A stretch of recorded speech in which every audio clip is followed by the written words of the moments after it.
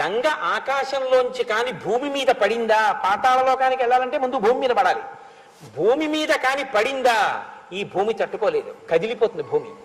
కాబట్టి భూమి యొక్క స్వరూపం పాడవకూడదు. కాబట్టి గంగని ఆకాశంలోంచి భూమి మీద పడు అని చెప్పడం కుదరదు. కానీ నేను నీకు ఒక మార్గం చెప్తాను.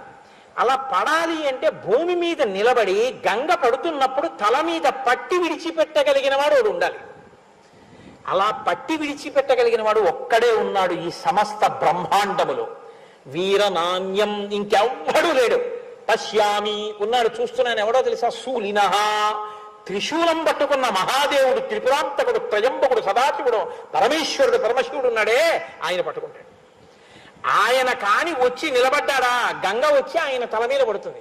ఆయన తల మీద పడితే ఆయన తట్టుకోగలడు, భూమి కూడా తట్టుకోగలదు. ఆయన తల మించి కింద పడుతుంది. అందుకని పరమశివుడు